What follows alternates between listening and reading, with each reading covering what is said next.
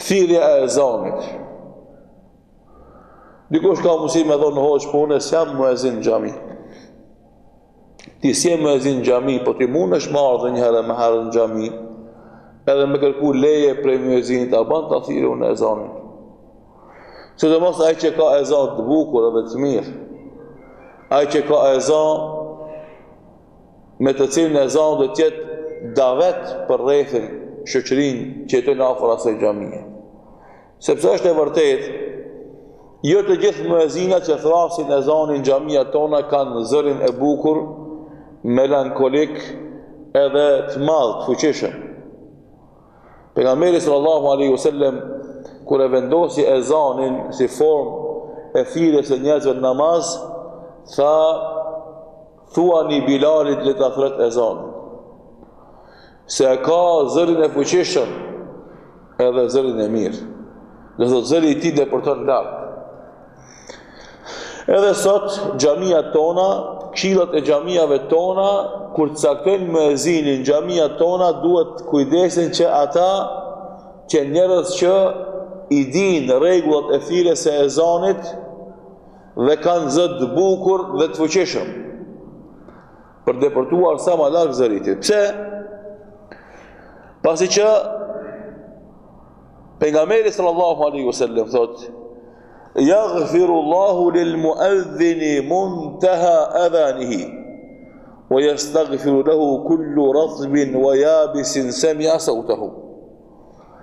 Thotë pejgamberi sallallahu alaihi wasallam, hadithin që transmeton Abdullah ibn Omeri radhiyallahu anhuma, thotë se Allahu subhanahu wa ta'ala ja fal muezinit ato mëkate aq sa depërton larg ezani i tij. Më sa hapësirë zën ezani i tij, a shkon 100 metra, a shkon 500 metra, a shkon 1 kilometër.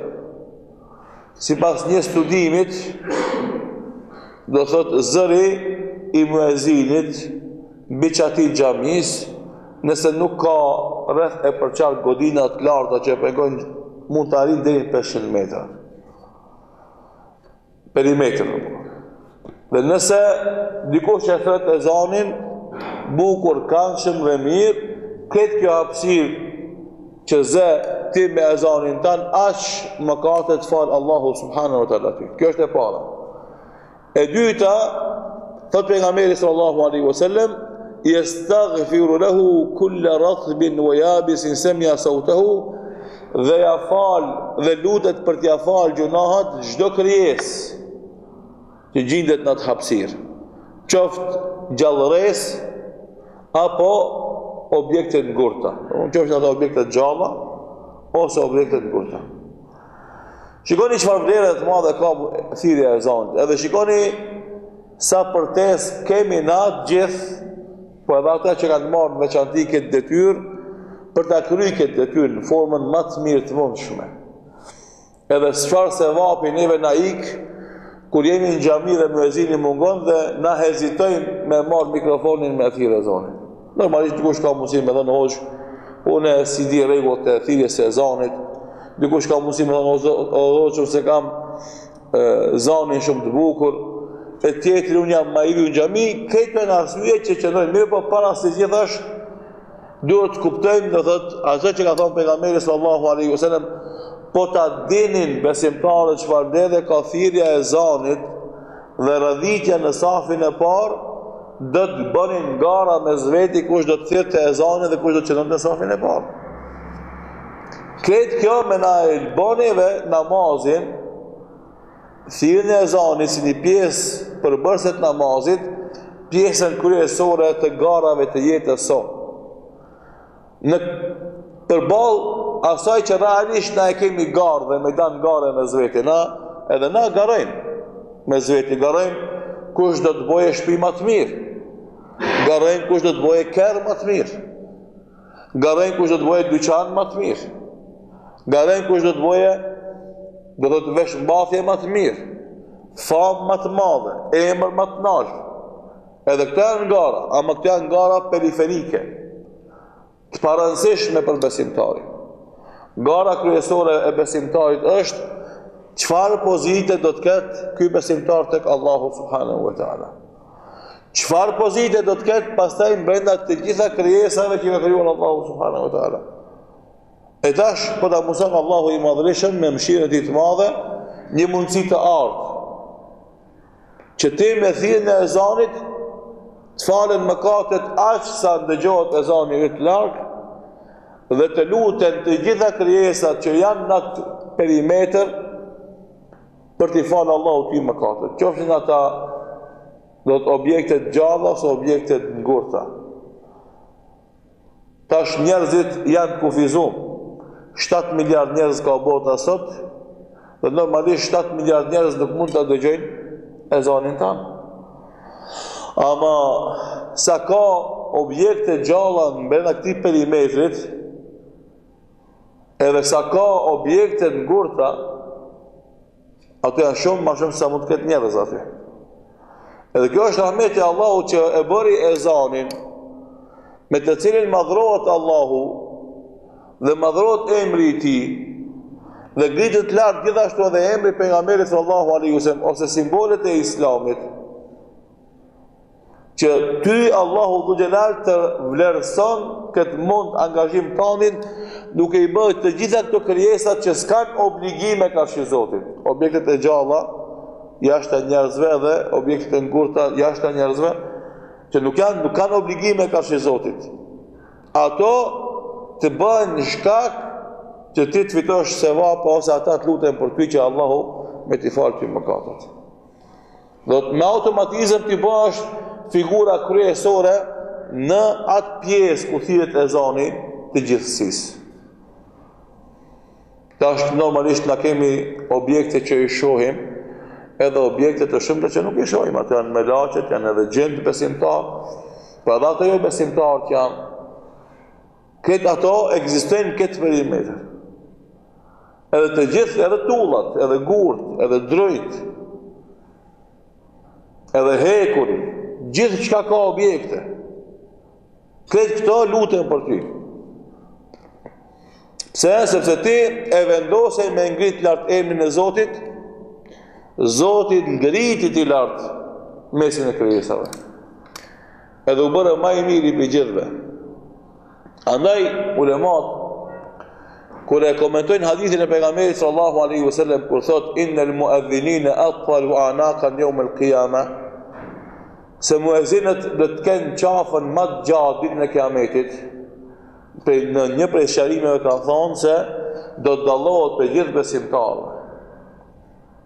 Ashtu siç u dallu për gjithë me thirrjen e ezanit, duke ngrit emrin e Allahut të lartë, duke kumbuar minaret tona dhe duke buqitur ato me ezanin e këndshëm Allahu Akbar, Allahu Akbar, ashtu siç u dha mundësinë e kënaqësisë besimtarëve në viset ku mban ezani dhe buqet fuqishëm në minaret e xhamiave tona, ashtu ai të i dalluar dhe i privilegjuar edhe në mesin e turmës së xhenetlive.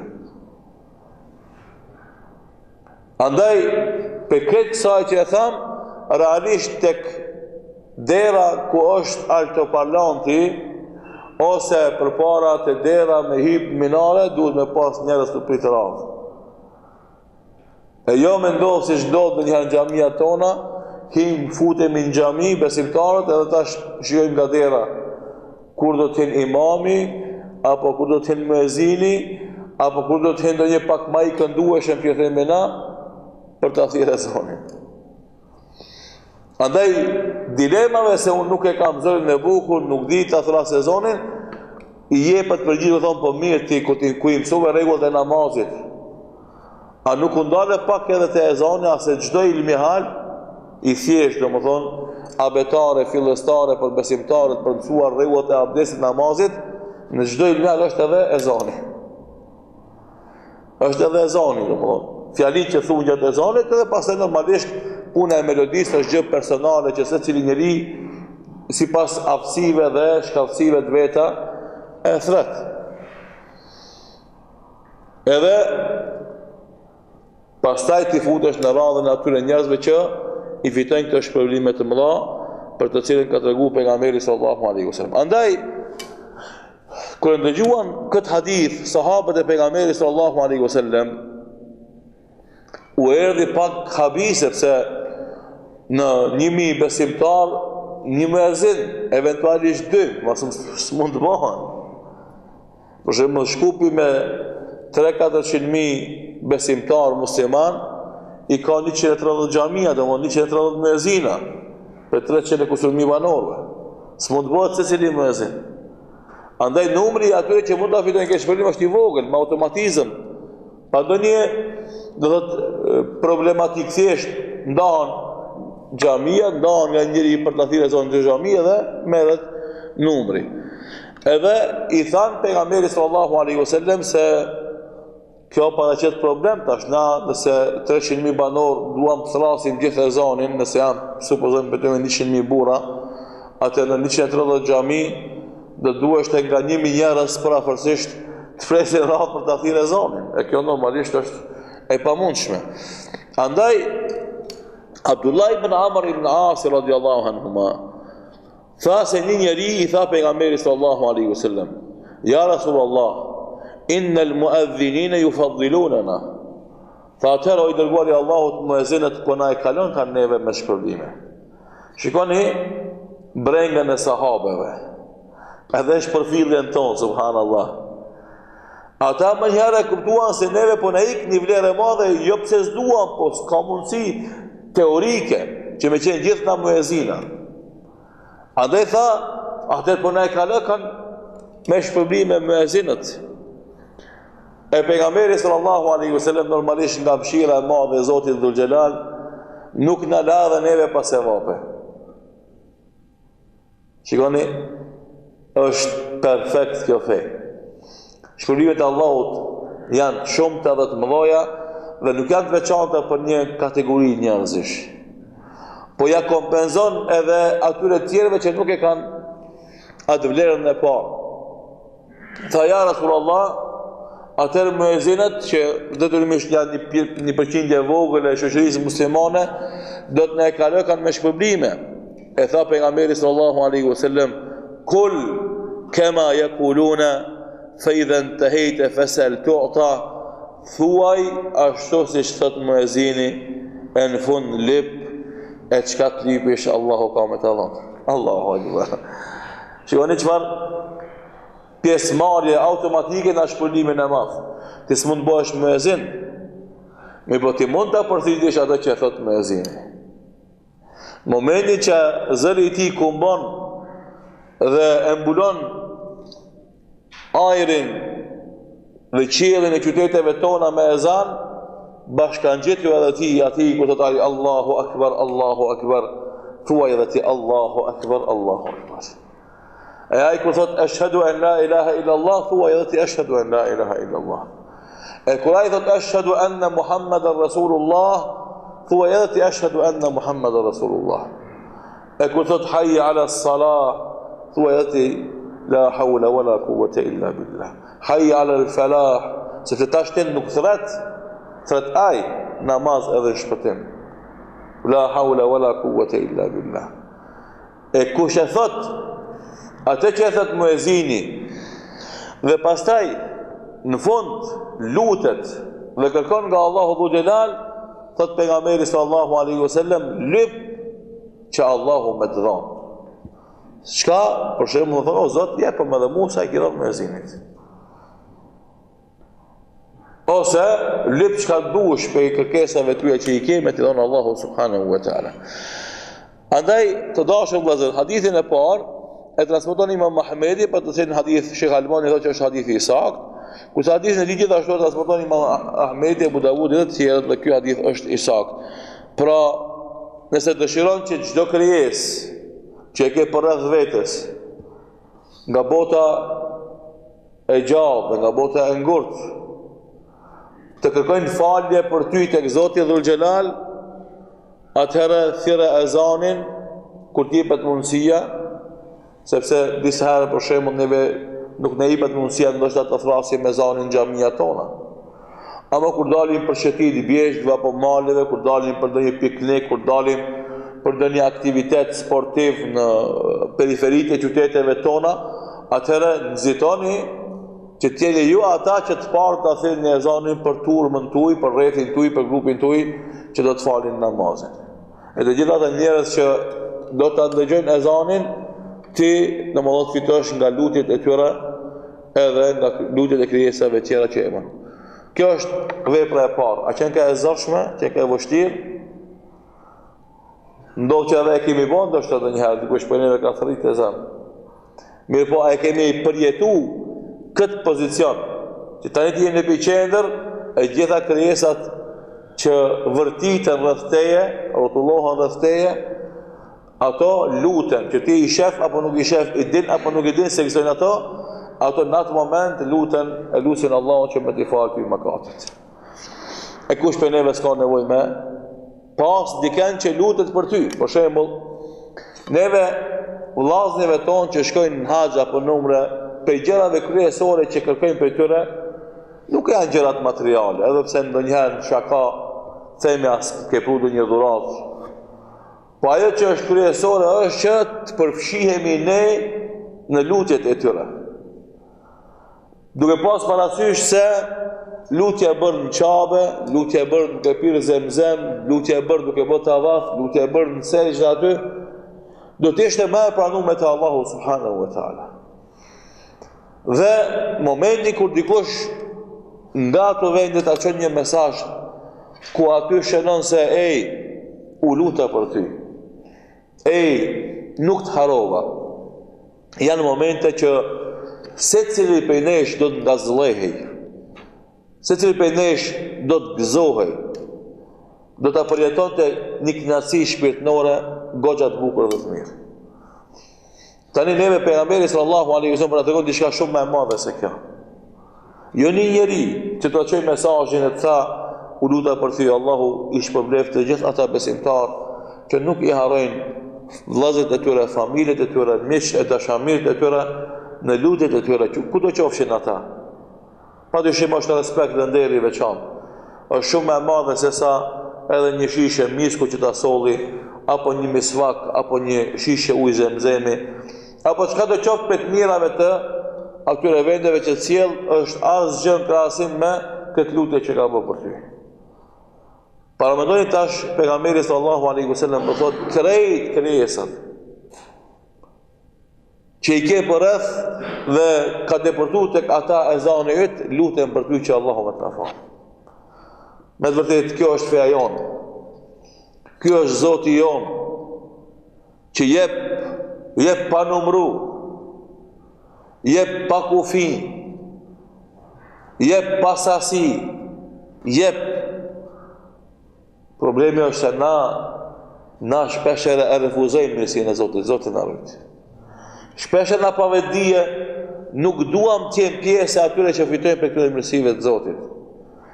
Nuk e pranojmë këtë rahmet të madh të Zotit. Për shkak të ignorancës tonë, për shkak të neglizhencës tonë, për shkak të harresës tonë, për shkak të mos renditjes së angazhimeve ditore konform në përputhje me shpërblimet që kanë veprat. Edhe t'i ndajmë për shembull të ri unë tani në qajtore apo të ri në xhami, cila është më e dobishme për mua? Të ri në xhami valla më e dobishme për mua. Po ri në xhami. Po momente caktuara të rish xhami të bëjsh dhikr është problem, ama shkosh me vllaun tan, me shokun tan, me mikun tan në qajtore, që të bisedosh me të mbi Zotin dhe fen, t'ja mbushish mendën atij që ai të fillon të falet, është më e rëndësishme të rish me të në qajtore se sa të rish në xhami. Sepse këtë rast dobia jote është personale për ty, në këtë rast qëndrimi me një mik tonë për ta ftuar atë në islam dhe në namaz është veprim me dobi kalimtare. Mirë po, edhe në veprimin e parë edhe në veprimin e dytë, shtytësi dhe shkaktari për ta përzgjedhur njërin prej dy veprave duhet të jetë çka? Çka fitojmë na prej Allahut nëse bëjmë veprën e parë dhe çka fitojmë prej Allahut nëse na e bëjmë veprën e dytë. Dhe duke bërë peshimin e veprës së parë dhe dytë, duke zgjedhur atë që është më rënd në peshorin e Zotit, atë ta bëjmë. Kjo është porosia që neve në jep kjo rast edhe raste që do të vjejnë.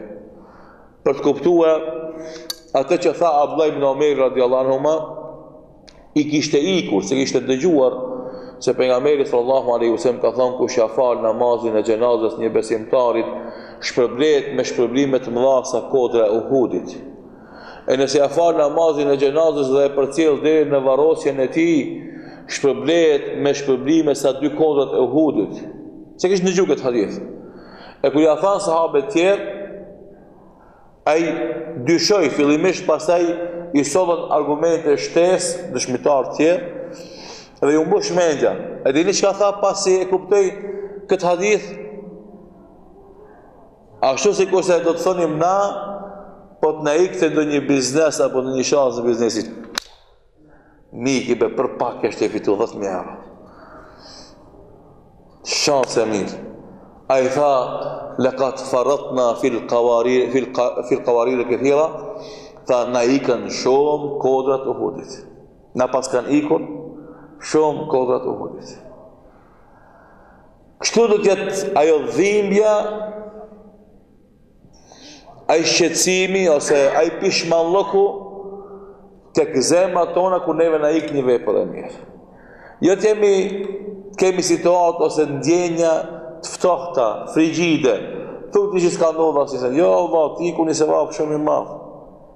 A e kishe para vetes edhe mundja ta, shfrytëzoj edhe mundja ta, fitoj edhe kjo është këshill edhe për imamlart, edhe për mezinlert, edhe për xhamatin, që mos lejojmë në xhamia tona të meten xhamia të bosh pa imam, pa muezin, e pa njerëz që shërbejnë xhamin, sepse aty dhe rreth saj është xheneti. Aty dhe rreth saj është xheneti. Edhe normalisht aty dhe rreth saj duhet të jetë jonë. Shkojmë, vim xhami, ecim, vim xhami, punojmë ku punojmë, vim xhami. Do të jetë epicendra e gravitimet tonë, lëvizjeve tona. E fillojmë prej xhamia me namazin e sabahut, e përfundojmë xhami me namazin e yatsis. Ndërkohë gjithashtu gravitojmë xhamin momente saktuara. Paramendo shpiritin e këtij besimtarit i cili kështu e ushqen, kështu e kujdes. Paramendo nëse ti e ke një makinë, një automobil, edhe çdo 3-4 orë çon ti në autolarje, edhe lere që i bën autolarje plus i bën vezullim. E shkëlqen edhe e shëndrit edhe më tepër do thotë atë bojë ngjyrën e automobilit tanë. Normalisht ka me shkëlqyer ai automobili, kur do të del, ka do që shkon ka me qenë i veçantë. Ashtu dhe shpirti jonë. Nëse na kështu e kuptojmë, domethënë jetën tonë me namaz dhe me xhami. Siç ka thënë pejgamberi sallallahu alaihi wasallam, nëse ndokush për jush do të kishte një lum rreth shtëpisë së tij dhe lahej te 5 herë, a do të ngelen drumin e tij lum? Është e pamundur. 5 herë të lash në lum, s'ngelet asnjë pikë llumi. Ashtu edhe besimtari që fal 5 kohë namaz nuk ngelet llum të mëkatit në trupin e tij. Prandaj ne përmendëm atë pjesën e vezullimit dhe mos shkëlqimin e makinës, sepse realisht kur ti ndalesh xhami përveç namazit bësh edhe dhikr, bësh tobe, bësh istighfar, këndosh Kur'an, bësh dua, Allahu akbar, këto janë ato që pastaj jo rastisht ne kuptojmë se ata besimtarë që kemi nga rrethi jonë, familjet tona, shokët tonë, ata pleq që vazhdimisht gjatë ditës kalojnë në xhami, se si ata shkëlqejnë, si ata shëndrisin, si ata bëjnë dritë, si ata rrezatojnë iman. E shef fytyrën e tyre. Të pëlqen plaku i devotshëm, i përulur, i cili e ndjen veten me mangësi të mëdha karshi Zotit, edhe pse ndoshta shumicën e jetës e ka dhuar Allahu si duhet. Për dallim prej këtij triut mendjemadhit, i cili shpeshherë është sipërfaqësor, ka llafe të vallshme, mirë po punë i ka të pakta, dallimi i madh, ai nuk ja mush mendjen askujt. Andaj edhe shpeshherë lind ai fërkimi mes pleqve dhe trive. Sepse trit mundohen të ambushin mendje pleqve me fjalë. A fjalë që edhe në ata u demantojnë punët e tyre që i bëjnë. E plaku nuk flet. E dini pse nuk flet plaku? Jo se s'di me fol. Po se për flakun flasin veprat e tij, ai s'ka nevojë me fol. Ai ka kuptuar nga jeta se nuk duhet flasin gojët tona, duhet flasin veprat tona. Dhe në momentin kur do të kemi na vepra të bollshme, s'ka nevojë me fol hiç. Se ato janë të shumta, janë dëgjorshme, janë imponuese, edhe s'mundet askush për neve mos i sheh. Ku t'jemi na, si lloj besimtarësh që në këtë formë i perceptojmë këto dhunti dhe mirësitë të Zotit Dhul Xhelal.